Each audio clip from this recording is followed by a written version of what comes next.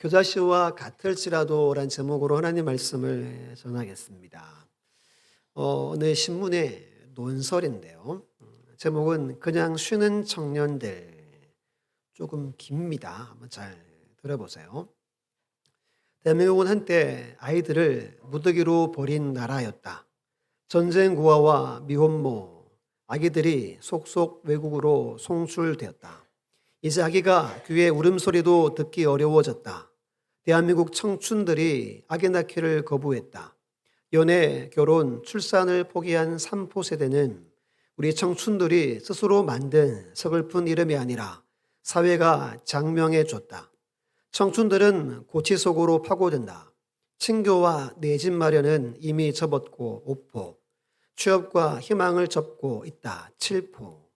통계청에 따르면 지난 7월 15에서 29세 청년 중에 일도 하지 않고 구직 활동이나 취업 준비도 없이 그냥 쉬었음이라고 답한 청년이 7월 기준 역대 최대치인 44만 3천 명이었다. 7월 청년 인구 815만 명의 5.4%에 달하며 코로나19 팬데믹 기간인 2020년 기록도 넘어선 수치다. 그냥 쉬는 청년들. 다시 말해 일도 하지 않고 구직 활동이나 취업 준비도 하지 않는 이들은 단순히 현재의 경제적 부담을 증가시키는 요인에 그치지 않는다. 이들의 존재는 우리 경제의 미래까지 위협하고 있다. 청년들이 노동시장에 참여하지 않는다면 그들이 쌓아야 할 경험과 기술은 결코 축적되지 않는다. 이는 곧 노동 생산성의 저하를 이어지고 나아가 국내 총생산, GDP의 감소를 불러올 수밖에 없다. 현재의 경제적 성장만이 문제가 아니라 장기적으로 우리나라의 경쟁력이 약화될 수 있다는 경고가 숨어 있다. 대학 졸업과 취업은 누구에게나 인생에서 가장 중요한 순간이다. 취업은 평생의 일과 인생의 방향을 결정하기 때문이다. 어느 사회나 청년은 미래의 희망이라며 지켜 세우는데 우리의 대한민국 현실에서 그들이 과연 우리의 미래와 희망이 될 수 있을까? 포기하는 사회는 희망이 없다. 쉽게 좌절하고 분노한다. 다름에 대한 관용은 없어지니 다양성과 창조성은 메말라간다. 청년 실업은 세계 선진 경제가 겪고 있는 고질병이라고 자위해보지만 시간이 갈수록 나아지기는커녕 심각해지고 있으니 20대 자녀를 둔 부모의 가슴은 오늘도 까맣게 타들어갈 것 같다. 그렇습니까? 어떻게 하다가 이거를 보게 됐는데요. 가장 마음 아픈 건 포기하는 사회는 희망이 없다. 이 표현입니다. 지금 청년들이 이게 지난주 신문에 실린 거예요. 그러니까 한 5일 정도 전에 실린 논설입니다. 지금 이 세대가 모두가 포기해버리는 시대입니다. 제가 왜 긴 이야기를 했냐면 오늘 본문의 이야기가 배경이 거의 이와 같기 때문입니다. 오늘 예수님께서 주시는 이 비유의 말씀, 겨자씨 비유 있죠. 바로 우리들 무엇인가 꿈을 가지고 노력하지만 잘 되지 않고 실패로 인해 좌절하고 낙심 가운데 있는 모든 포기하려는 사람들에게 주신 하나님의 말씀입니다. 당시 예수님을 따르는 사람들이나 제자들도 포기하고픈 유혹에 빠지는 경우가 생겨났습니다. 제자들은 모든 걸 다 버리고 누구를 따라 나섰죠? 예수님 따라 나섰어요. 뭘 보겠다고? 메시아가 이 땅에 오는 걸 보겠다고 따라 나섰습니다. 근데 현실은 정말 녹록지 않았죠. 당시 종교 지도자들이 바리새인과 서기관들이 예수님을 핍박하고 배척하기 시작했습니다. 오늘 말씀 전후 문맥을 읽어보면 예수님이 몇 가지 기적들을 일으킵니다. 근데 오히려 그 지도자들은 예수님을 시기하고 질투하기가 더 많아져 버립니다. 우리 13장이잖아요. 12장에 보면 예수님은 귀신 들려 고통당하는 사람을 고쳐주십니다. 귀신을 쫓아주시고 병을 고쳐주세요. 마태복음 12장 22절 24절 보시면 그때 귀신 들려 눈 멀고 말 못하는 사람을 데리고 왔거늘 예수께서 고쳐주심에 그 말 못하는 사람이 말하며 보게 된지라. 우리가 다 놀라 이르되 이는 다윗의 자손이 아니냐 하니 바리새인들은 듣고 이르되 이가 귀신의 왕 바알세불을 힘입지 않고는 귀신을 쫓아내지 못하느니라 하거늘. 귀신으로부터 질병으로부터 자유케 깨끗게 하셨습니다. 근데 그들이 뭐라고 비난하죠? 귀신의 왕의 힘을 입어서 귀신을 쫓아내었다라고 비난합니다. 12장 끝에 가면 예수님의 가족 이야기가 나오죠. 예수님의 가족도 예수님을 믿지 못하고 예수님을 의심합니다. 우리 누가복음 13장 22절 23절 말씀을 함께 읽어볼게요. 시작. 예수께서 각 성 각 마을로 다니사 가르치시며 예루살렘으로 여행하시더니 어떤 사람이 여짜오되 주여 구원을 받는 자가 적으니까. 아멘. 무슨 말이냐면 예수님을 따르는 게 옳은 건지 바른 건지 이걸 의심하거나 회의에 빠지는 사람들이 생겨났다는 겁니다. 마태복음 11장 3절 보면 이런 말씀이 있어요. 오실 그이가 당신이 오니까 우리가 다른 일을 기다리오리까. 누가 한 질문이죠? 세례 요한이 한 질문입니다. 세례 요한이 누구예요? 예수님에게 뭐 베풀었어요? 세례를 베푼 사람이죠. 근데 시간이 좀 가고 예수님을 향해서 묻습니다. 당신이 우리가 기다리는 그분이 맞습니까? 그럼 세례 요한도 나중에 이제 목 베어 죽잖아요. 여러 환난을 당하면서 믿음이 흔들렸음을 성경은 기록하고 있습니다. 이게 여러분 오늘 말씀의 배경이에요. 예수님을 비난하는 사람들, 믿지도 신뢰하지도 못하는 사람들, 예수 믿으라고 전도하고 따르라고 이야기하지만 전혀 반응하지 않아서 실망하는 사람들, 그들에게 오늘 말씀을 주시는 겁니다.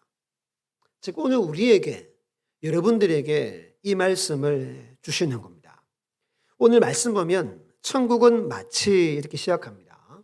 마태복음 13장에 4번 반복한다고 말씀드렸죠. 즉 이 13장은 천국에 대해서 하나님의 나라가 어떤 것인지를 우리에게 말씀해 줍니다. 오늘 본문 겨자씨 비유는 어렵지 않습니다. 하나님의 나라는 처음에는 겨자씨처럼 보잘것없어 보이고 정말 약하지만 나중에는 큰 나무가 되어서 공중의 새들이 와서 깃들이게 될 것이다 라는 것이 오늘 본문의 이야기입니다. 즉 하나님의 나라, 천국은 작은 씨앗으로 시작한다는 겁니다. 근데 결론은 큰 나무가 되고 많은 열매를 맺고 확장될 것을 말씀합니다. 우리 지난 청년 들어오신 예배 때 우리 청년 이찬훈의 방에 무슨 말씀이 붙어 있다 그랬어요? 욥기 8장 7절 한번 읽어볼까요? 시작. 내 시작은 미약하였으나 내 나중은 심히 창대하리라. 아멘입니까? 이게 여러분 천국이 이러하다는 겁니다.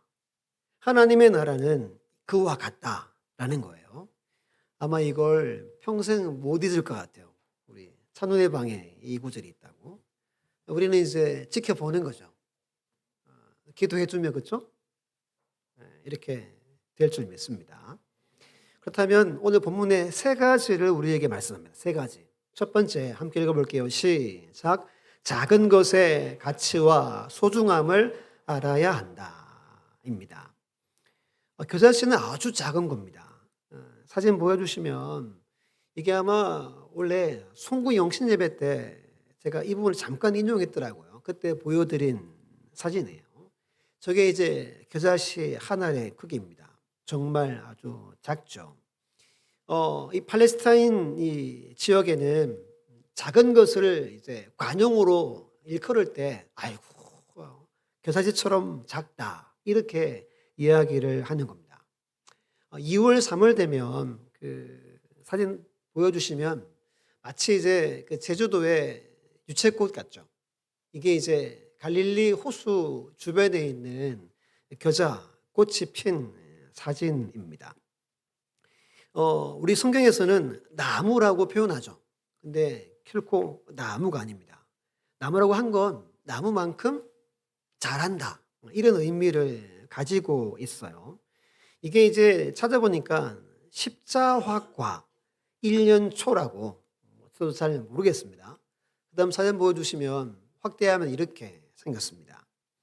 이게 여러분 자라면 3m에서 최대 5m까지 자랍니다. 사진 보여주시면 저만큼 이렇게 한 3m 정도 되는 게 자란다는 거예요. 왜 여러분 예수님이 오늘 말씀 통해서 이 비유를 하냐면 작은 것에 가치가 있다는 겁니다. 근데 우리는 어떻게 살아요? 작은 거 우습게 여기잖아요. 우리는 뭘 원하죠? 큰 거 원합니다. 잘 되고 잘 되어서 크게 성공하고 크게 형통하고 정말 잘 되는 것을 가치 있다고 여기죠. 성경은 그렇지 않다는 걸 말하는 겁니다. 작은 것에서 시작해야만 함을 말합니다. 성경의 진리는 가장 중요한 것은 큰 것이 아니라 작은 것에 있고 작은 것으로부터 시작하는 것임을 말합니다. 마태복음 17장 20절 말씀에 이런 말씀 잘 알죠. 만일 너희에게 믿음이 겨자씨 한 알만큼만 있어도 이 산을 명하여 여기서 저기로 옮겨지리라 하면 옮겨질 것이요 또 너희가 못할 것이 없으리라 라고 말씀하셨습니다. 여기도 여전히 작은 것의 소중함, 가치를 하나님은 높이십니다. 마가복음과 누가복음 보면 예수님이 하루는 성전에 들어가셔가지고 이렇게 헌금함 앞에 앉으셨어요. 우리로 치면 바깥에 있잖아요. 앉아가지고 사람들이 어떻게 헌금함에 돈을 넣는지를 가만 앉아가지고 유심히 바라봅니다. 부자들이 많은 헌금을 드립니다. 그러다가 가난한 한 과부가 와서 얼마를 넣죠? 2렙돈을 넣죠. 그걸 보고 예수님이 제자들을 부릅니다. 잘 들어봐라. 내가 진실로 너에게 이르노니 이 가난한 과부는 헌금함에 넣는 모든 사람보다 많이 넣었다 그럽니다. 이 렙돈은 이 당시 화폐 중에 제일 낮은 거예요. 제일 낮은 거. 우리로 치면 한 2원 정도 되는 겁니다. 이게 가장 많이 넣었다라고 주님은 말씀으로 선포하십니다. 우리 마태복음 10장 42절 함께 읽어볼게요. 시작. 또 누구든지 제자의 이름으로 이 작은 자 중 하나에게 냉수 한 그릇이라도 주는 자는 내가 진실로 너희에게 이르노니 그 사람이 결단코 상을 잃지 아니하리라 하시니라. 아멘. 누구에게? 소자라고도 하죠. 작은 자에게 물 한 그릇 주는 것, 이것을 귀히 여기신다는 겁니다. 우리 말씀을 한번 찾아볼게요. 마태복음 25장을 한번 뒤로 한번 찾아보세요. 마태복음 25장 31절에서 40절 말씀 보겠습니다.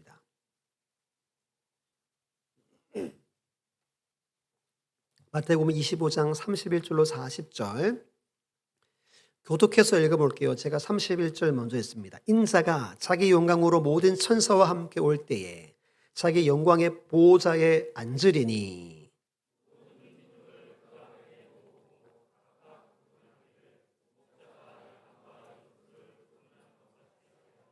양은 그 오른쪽에 염소는 그 왼쪽에 두리라.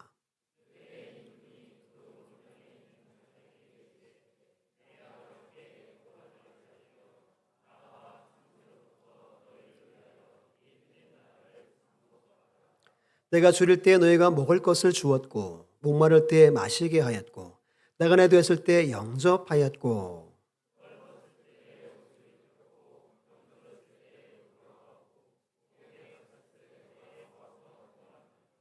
이에 의인들이 대답하여 이르되 주여 우리가 어느 때에 주께서 줄이신 것을 보고 음식을 대접하였으며 목마르신 것을 보고 마시게 하였나이까.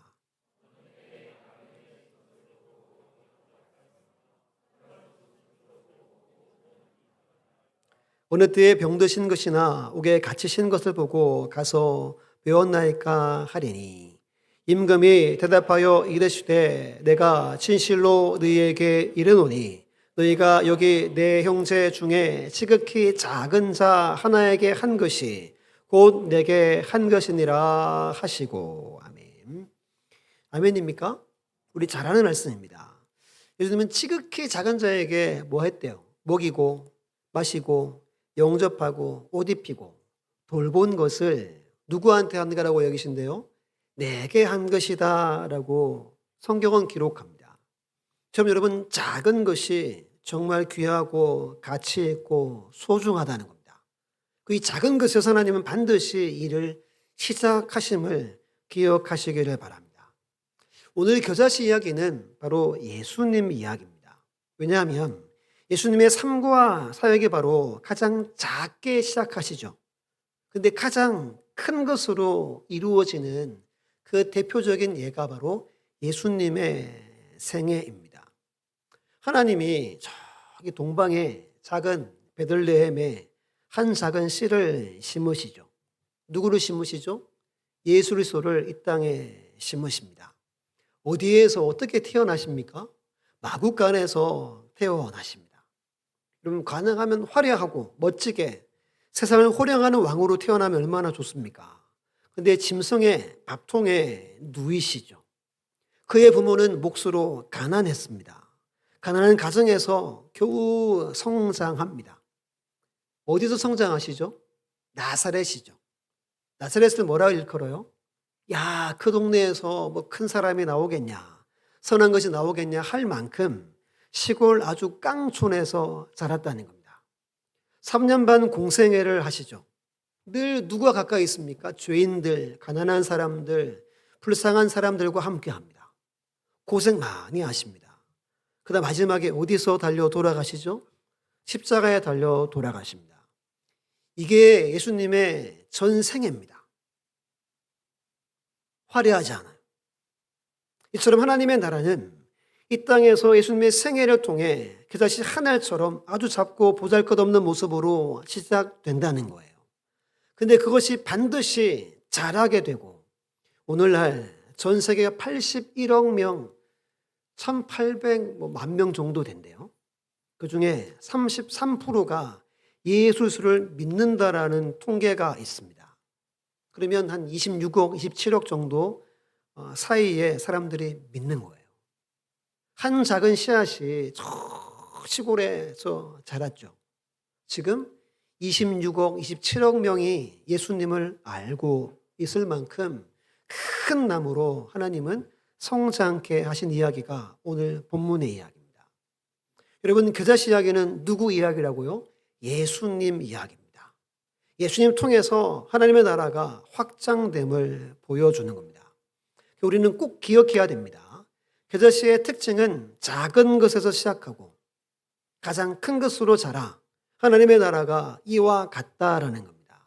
그 첫 번째는 여러분, 인생을 살다가 실망하지 말아야 돼요. 낙심하거나 낙담하지 말아야 돼요. 포기하면 안 돼요. 오늘 새벽에 수냄 여인, 엄마인 수냄 여인 이야기를 새벽에 잠깐 나눴죠. 아들이 죽었어요. 어떻게 했어요? 달립니다. 하나님의 사람이 날려가서 아들을 살려냅니다. 그게 여러분 믿음이요, 믿음. 지금 세상은 어둡고 포기할 만한 것들이 너무 많습니다. 근데 하나님의 나라는 지금 우리의 눈에 작게 보이지만 반드시 큰 나무가 되게 하신다는 겁니다. 이것을 믿으시기를 예수님의 이름으로 축원합니다. 두 번째 함께 읽어볼게요. 시작. 겨자씨 안에 생명이 있다는 메시지입니다. 겨자씨는 아까 본 것처럼 너무 작잖아요. 그런데 거기에도 생명은 분명히 있는 거죠. 이 말이 뭐냐 하면 우리가 믿는 복음 안에 생명이 있다는 겁니다. 요한에서 5장 12절 말씀에 아들이 있는 자에게는 생명이 있고 하나님의 아들이 없는 자에게는 생명이 없느니라 말합니다. 우리도 보잘것없고 약합니다. 죄인이잖아요. 근데 우리 심령에 누가 계시죠? 온 우주보다 크신 생명 거자체이신 우리 주님이 이미 임재하셔서 우리 안에 계십니다. 믿습니까? 이걸 믿어야 됩니다. 내 안에 나만 있는 게 아니죠. 내 안에 온 우주보다 크신 주님이 우리 안에 이미 찾아와 계십니다. 그분의 생명이 내 안에 있죠. 여러분, 생명은 세상을 뒤덮을 만큼 확장된다고 앞에서 말씀드렸죠. 우리 안에 있는 그 복음의 씨앗이 내게 이미 뿌려졌고 내 안에 생명의 역사가 나타났고 우리를 통해 뿌려지는 곳마다 반드시 심기워지고 성장하게 되고 큰 나무가 되어 수많은 새들이 와서 깃들 정도가 될 수 있음을 말하는 겁니다. 우리의 생명의 근원 되시는 우리 예수 그리스도의 복음이 전해지는 곳마다 하나님의 나라는 확장되어져 간다는 겁니다. 시간은 걸리겠죠. 하지만 마침내 수많은 생명의 열매가 맺혀진다는 겁니다. 옛날에 한번 말씀드렸던 예화인데요. 제가 예화를 잘 안 찾아봐서 반복이 많이 되는 것 같아요. 어느 교회, 큰 교회인데요. 성도님의 아버지가 위독하다고 담임 목사님을 불러서 갑니다. 담임 목사님은 궁금한 겁니다. 아니, 평생 예수도 안 믿다가 임종 전에 왜 나를 불렀냐고. 선생님 왜 나를 불렀어요? 라고 이렇게 물어봅니다. 그때 이분이 옛날 국민학교죠. 초등학교 3학년 때 교회를 한 서너 번 갔대요. 선물 준다고 해가지고. 갔는데 우리 조금 전에 헌금할 때 찬송가 몇 장 불렀어요? 563장. 예수 사랑하심은 옛날에 은이었죠. 그걸 배웠는데 몇 번 불렀는데 그게 안 잊혀지더래요. 평생 교회 안 다녔어요. 60년 동안 안 다녔는데 가끔 생각나고 가다가 교회 보이면 마음이 막 이렇게 평안하고 자기 속으로 야, 내가 나중에 예수 믿겠는데? 그런데 교회를 한 번도 안 나갔어요. 근데 이제 목숨이 이렇게 까딱까딱해지는 거예요. 염치불고하고 아들한테 부탁해서 담임 목사님을 모신 겁니다. 그래가지고 복음을 전하고 그 자리에서 영접을 하고 임종 세례라고 죽기 전에도 세례를 베풀거든요. 세례 베풀고 편안하게 주님 품에 안겼대요. 어릴 때 세네 번 교회 가서 여러분 뭘 배웠겠습니까? 근데 이분 안에 뭐가 남아 있었어요? 예수 사랑하심을이 남아 있었던 겁니다. 2절, 4절 보면 이렇게 말하죠. 나를 사랑하시고 나의 죄를 다 씻어 하늘 문을 여시고 들어가게 하시네. 세상 사는 동안에 나와 함께 하시고 세상 떠나가는 날 천국 가게 하시네. 함께 해볼까요? 시작. 날 사랑하심, 날 사랑하심, 날 사랑하심 성경에 쓰였네. 여러분 60년 전에 이 찬송을 몇 번 불렀던 게 답니다. 근데 이것이 하늘의 겨자씨가 되어서 60년 동안 이분 안에 있다가 결국 진짜 큰 은혜죠. 마지막에 영접하고 열매를 맺고 하나님의 나라로 갔다는 겁니다. 이게 두 번째 메시지입니다. 시에는 복음에는 뭐가 있어요? 생명이 있습니다. 생명이 있으면 반드시 마침내 결국에 뭘 맺어요? 싹을 틔우고 열매를 맺는다는 겁니다. 먼저 우리 모든 영혼들에게 이 복음의 씨앗이 뿌려지길 바라고 이것이 여러분의 심령 가운데 심기워지기를 예수님의 이름으로 축원합니다.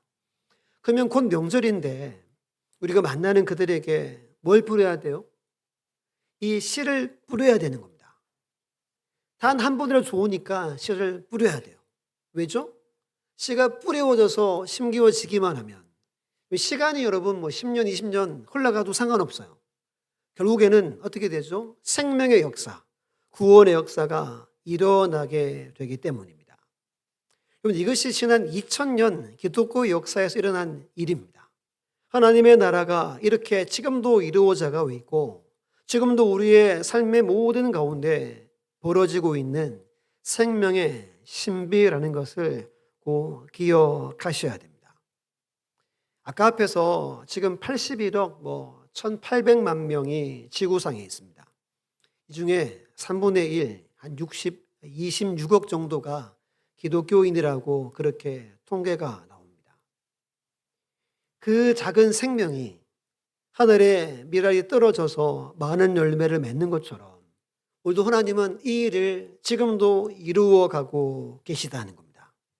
여러분들의 삶에, 여러분의 모든 순간 가운데 우리가 이 씨앗이 되어서 큰 나무가 되기를 소망하시고 먼저 우리가 생명을 누리시고 그 나무처럼 많은 자들이 와서 깃들이는 놀라운 복이 넘치시기를 예수님의 이름으로 축원합니다. 우리 세 번째 함께 읽습니다. 시작. 하나님의 나라는 축복의 통로이다. 여러분 인류 역사를 잠깐 말씀드렸죠. 우리는 기독교 역사는 곧 인류의 역사다라고 많이들 평가를 합니다. 복음이 들어간 나라는 어떻게 변화됩니까? 복음이 들어가 하나님의 나라가 임하면 그 나라의 교육과 정치, 사회, 문화 모든 게 변화됩니다. 하나님의 복이 임하고 은혜가 임합니다. 포로된 자가 자유로움을 얻게 되고 눈먼 자가 다시 보게 되고 눌린 자가 해방되는 놀라운 역사가 일어납니다. 그 대표적인 나라가 어디죠? 우리나라입니다. 140년 전에 선생님들이 복음을 가지고 어둡고 암울했던 이 땅에 복음의 씨앗을 뿌립니다. 그때 새 힘, 새 희망, 빛이 임하게 됩니다. 나라가 빼앗기고 어둠과 절망으로 가득한 비참한 상태였습니다. 그리고 할아버지의 나라가 성장하면서 교회가 성장하면서 학교가 세워지고 병원들이 세워졌습니다. 세브란스 병원이나 대구에 있는 동산병원이나 전주에 있는 예수병원이나 다 성사람들이 세운 병원이죠. 어린아이들, 여성들의 인권이 하나님의 형상을 닮은 소중한 존재로 회복되었습니다. 양반, 천민, 신분차별이 사라져버리고 양반과 천민이 한 공간에 모여서 주일날 뭐 드려요? 예배를 드리는 나라가 되었습니다. 경제적으로도 놀랍고 눈부신 성장을 이루었습니다. 6.25를 거치고도 지금의 대한민국이 된 겁니다. 만약 여러분, 이 만약입니다. 복음이 들어오지 않았다면, 교회가 세워지지 않았다면, 큰 나무가 되지 않았다면 아마 우리는 저기 동양에 이름 없는 정말 약소국에 지나지 않았을 것입니다. 유튜브 채널 중에 케넨의 스피치라고 이렇게 유명한 사람들 강의하는 채널이 있습니다. 이런 썸네일이 제 눈에 확 띄었어요. 보면 여러분 중국에 흡수 안 된 유일한 민족이 우리밖에 없대요. 미스테리랍니다. 중국 주변의 모든 민족이 다 먹혔어요. 우리는 딱 우리나라 하나만 예외라는 겁니다. 그 다음 사진 보여주시면 이게 2차 세계대전 직후에 그 정치적 성향에 대해서 지도를 만든 겁니다. 이 아시아에서 저기 유럽 가까이까지 이게 유라시아라고 합니다. 여기에 파란 게 딱 2개밖에 없습니다. 우리나라하고 이스라엘밖에 없어요. 빨간 건 공산주의 국가 아니면 반민족주의입니다. 파란색만이 자유민주주의 국가입니다. 이 지도를 잘 보면 진짜 은혜인 겁니다. 우리가 뭐 힘이 있습니까? 뭐 사람이 많습니까? 복음이 들어와서 열매를 맺고 나무를 이루었기에 우리나라가 지금 자유로이 살고 있다는 겁니다. 한국교회는 지난날 우리 민족의 소망이었죠. 특히 초기 때는 소망 그 자체였잖아요. 이 나라와 민족에게 우리 복음의 씨앗은 교회는 축복의 통로였습니다. 이것은 여러분 부인할 수 없는 사실이에요. 그런데 우리가 기억해야 될 것은 과거가 그랬다면 현재도 그렇다는 겁니다. 믿습니까? 앞으로도 소망은 교회, 이 복음밖에 없음을 믿으시기를 간절히 부탁을 드립니다. 이처럼 하나님의 나라는 모든 민족과 열방 가운데 축복의 통로가 된다는 겁니다. 다시 강조하지만 지난 2000년 역사가 바로 그것을 모두 설명해 주고 있습니다. 간절히 바라기는 우리 성악교회 모든 성도들과 자녀들이 오늘 본문의 겨자나무와 같은 축복의 통로들 되시기를 예수님의 이름으로 축원합니다. 2가지 이야기를 하고 마칠 텐데요. 첫 번째 이야기는 주일마다 늘 오후에 전도하는 한 믿음 좋은 아빠가 있었습니다. 초겨울날 주일 오후에 비가 너무 많이 내려가지고 이 아빠가 오늘은 쉬어야 되겠다. 집에서 쉬고 있는데 10살 된 아들이 웬걸 주일 오후에 누가 있어요 집에? 아빠가 있는 겁니다. 매 주일마다 뭐하러? 전도지 나눠주러 가는데 그 아들이 와서 이렇게 말합니다. 아빠, 오늘은 왜 전도지 나눠주지 않아요? 응, 오늘은 비가 너무 많이 오는구나. 아빠, 그럼 비가 오는 날에는 하나님께서 사람을 구원하지 않아요? 어, 비가 너무 많이 오고 오늘 아빠가 너무 피곤해서 그렇단다. 아빠, 그럼 내가 대신 나가서 전할까요? 이게 너무 진지한 겁니다. 전도지를 이렇게 좀 해가지고 주고 멀리 가지 말고 가까이 나눠주고 빨리 오거라 하고 이 아들이 신나게 이렇게 그걸 들고 뛰쳐나갑니다. 막 동네를 다니다가 다 나눠주고 한 장이 남았대요. 한 장이. 몇 장이요? 한 장. 그때 사람들이 다 들어가 버리고 아무도 없었대요. 눈에 띄는 그 대문을 향해서 이 아이가 막 달려가서 초인종을 누릅니다. 근데 아무 대답이 없는 거예요. 돌아갈까 하다가 다시 누르고 이 아이가 막 이렇게 쾅쾅쾅쾅 계속 두드렸대요. 그때 한 그 슬픈 얼굴에 한 여인이 나옵니다. 야, 왜 그러니? 뭘 도와줄까? 그랬더니 이 아이가 환하게 웃으면서 아주머니, 제가 화나게 했으면 죄송합니다. 그런데 하나님이 아주머니를 사랑하셔서 제게 이 전도지를 드리라고 해서 가지고 왔어요. 하고 주고 쏜살같이 집으로 돌아갑니다. 한 주가 지나고 주일날 아침에 예배를 드리는데 목사님이 혹시 간증하고 싶은 분 계십니까? 라고 질문을 드립니다. 그때 저 뒤에는 한 여인이 손을 들고 나와서 간증을 하기 시작합니다.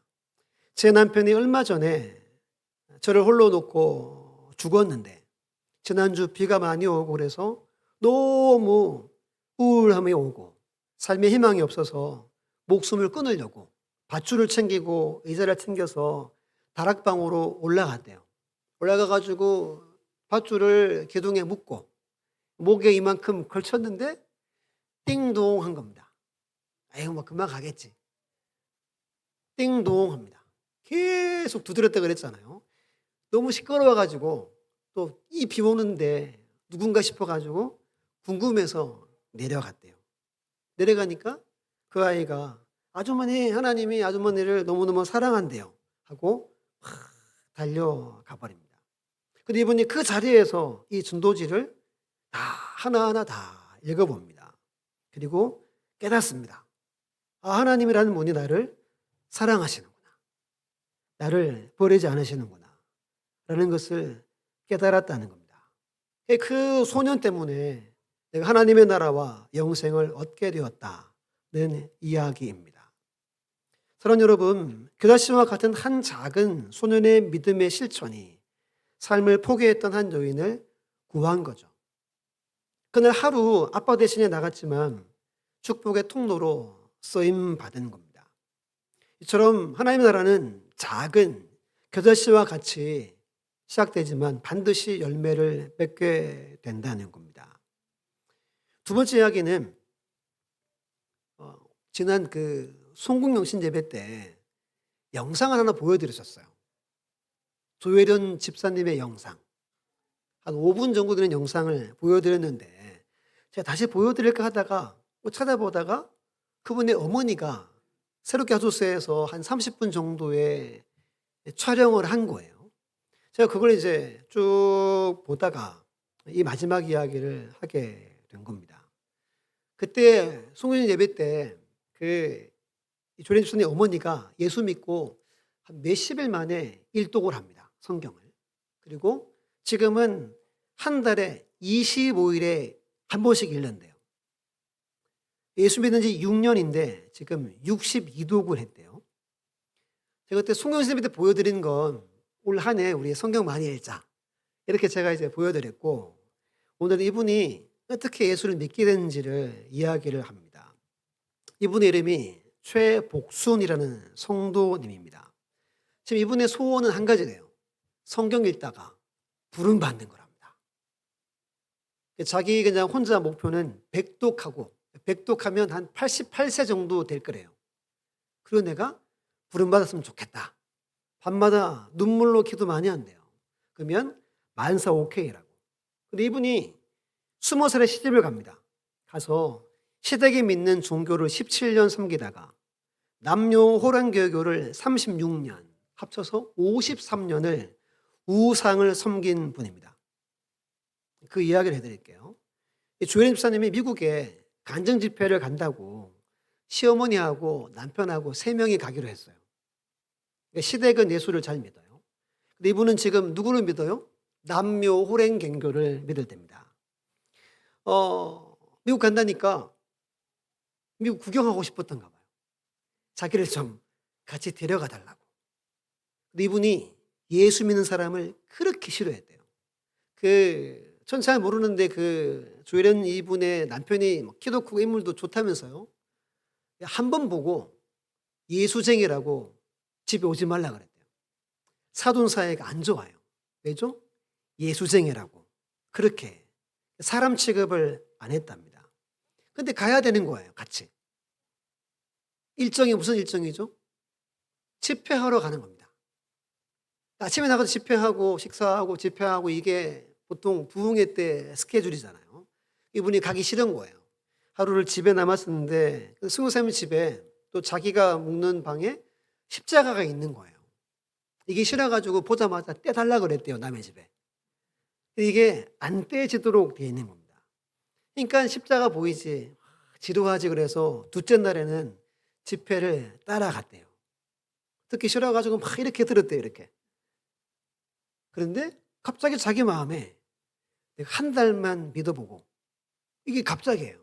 믿어보고 괜찮으면 내가 집에 있는 불당을 내가 다 없애버려야 되겠다. 이 생각을 한 거예요. 그리고 나서 이제 집에 와서 이 사돈댁이 불을 지릅니다. 이제 집회를 갔다 왔잖아요. 사돈이 믿는 종교 별일 없으니까 계속 교회 가자고. 또 대판 싸웁니다. 그리고 자기 방에 들어가요. 일찍 잠을 자는데 이렇게 이분이 말하더라고요. 자기가 자는 사이에 마음이 바뀌었대요. 새벽에 이분이 오줌줄을 차고 있는데 이걸 빼려고 일어났는데 조혜련 집사가 모여가지고 자기도 모르게 이렇게 말합니다. 내가 밤에 생각해 보니까 이분이 경상도예요. 너희들 따라온 게 잘못한 게 아닌 것 같더라. 내가 교회 가고 예수 믿어야 되겠다. 이 말을 한 거예요. 중간에 다른 일이 없어요. 집회 가가지고 어떻게 했어요? 귀 막고 안 들었어요. 근데 자기 마음에 예수 한 달 믿어볼까? 이왕이면 내가 한번 예수 믿어보지. 이 이야기를 한 겁니다. 자, 이 이야기를 들은 이유는 이 조혜련이라는 이 연예인이잖아요. 개그 어머니죠. 노래한다고 막 이렇게. 뭐 요즘에 뭐 축구한다고 막 다리 부러져가지고 막 그렇게 막 다니는데 하늘에 계좌 씨였던 겁니다. 이 어머니가 교회 가고 아들, 며느리, 그 자녀들도 같이 교회를 몽땅 나가게 됩니다. 2가지 경험을 합니다. 이분이 성경을 2번 읽었을 때, 약 2달 되었을 때 새벽에 누가 막 깨우더래요. 이분이 잘 못 걸어요. 이렇게 보행기를 끌거나 아니면 지팡이로 겨우 이렇게 걷는데 깨우면서 걸어보라고 하더래요. 사진 보여주시면 이게 영상입니다. 막 거실을 막 뛰어다니는 거예요. 그리고 막 머리가 불탄다고 그러니까 막 기름 부어주시는 거죠. 이때 막 방언이 나오고 막 뛰어다녔어요. 이게 2달 되었을 때, 성경을 2번 읽었을 때래요. 2달 후에 성경을 4번 읽었을 때 교회에서 성경 공부한다고 그래가지고 갔더니 중보기도팀 20명만 있더래요. 그래서 공부를 하고 기도를 하는데 무슨 팀? 끝나고 기도하는데 이 할머니가 아프니까 몽땅 기도를 해준 겁니다. 그 다음 사진 보여주시면 그리고 돌아왔는데 소변줄에 의지해서 소변이 나갔어요. 근데 자기 의지대로 소변을 보게 된 겁니다. 6년째 소변줄을 떼버렸대요. 성경을 몇 번 읽었을 때? 4번 읽었을 때래요. 이게 2가지가 경험이래요. 이렇게 말합니다. 아, 내가 믿음이 없어가지고 믿게 하려고 하신 것 같다고. 그리고 이게 한 사람 통해서 한 가정이 예수 믿는 과정을 보여주는 겁니다. 이분이 최복순이죠. 최복순하면 기억나는 할머니가 있습니다. 울산에 있을 때 이분이 암자를 만들고 사람들이 하라범이라고 부르는 분이 계셨습니다. 자기 안에 신이 계속 동해 바다로 가라 하더래요. 막 수개월을 다닙니다. 찾아온 데가 방아진 제일교회였습니다. 제가 제일 먼저 이렇게 만났어요. 새벽에 안 빠집니다. 자기 안에 신이 방아진 제일교회 가서 예수 믿으래요. 이분이 예수를 잘 믿습니다. 제일 먼저 누가 예수 믿냐면 자녀들이 예수 믿습니다. 자기 엄마가 누구예요? 암자 짓고 전 봐주고 돈 벌고 돈도 엄청 많이 벌었어요. 자기 남편도 교회하고 자녀 다 예수 믿었어요. 최복순하면 늘 생각납니다. 옛날 문자 오고 막 전화 오고 저한테 그랬었어요. 여러분, 이게 생명의 씨가 분명히 있다는 겁니다. 처음에는 여러분 이야기 될까? 우리 시댁이 우리 친척이 예수 믿을까? 하지만 반드시 이런 역사가 있다는 겁니다. 믿습니까? 우리 마지막에 읽고 마칠게요. 보여주시면 시작. 겨자씨와 같을지라도 생명의 역사, 구원의 역사는 반드시 일어난다. 믿습니까? 이 겨자씨와 같을지라도 제목을 기억하시고 하나님 저를 축복의 통로로 사용해 달라고 간구하며 승리하시기를 예수님의 이름으로 축원합니다.